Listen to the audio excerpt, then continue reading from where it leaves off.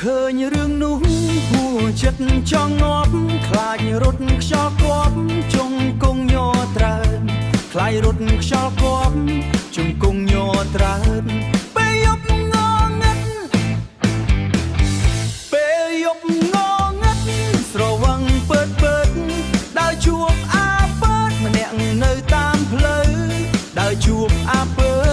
ម្នាក់នៅតាមផ្លូវវាដើរច្រងៀងក្អេងក្អាងមើលមកកោងកាចមិនខ្លាចនរណានៅខ្ញុំខឹងពេកក្រៃចិត្តដាច់ហួសផ្លូវទាញដុំឈើមួយវាយផោចំក្បាលខ្ញុំខឹងពេកក្រៃ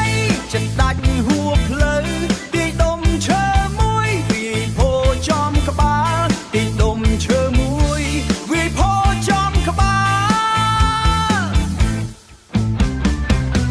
វាស្រែកយំងាហើយរកឡានពេ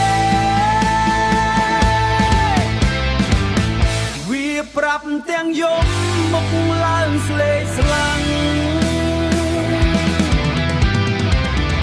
អញកូនអុកញ៉ាអញហ៊ានខ្លាំងវាស្លា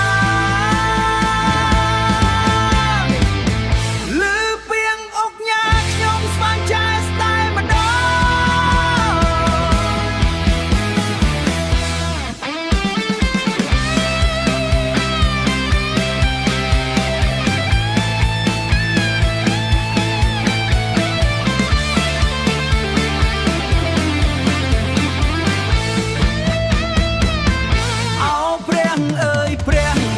ហើយអញអើយវាចំអ្នកធំកុំសង្ឃឹមរួចខ្លួនឡើយ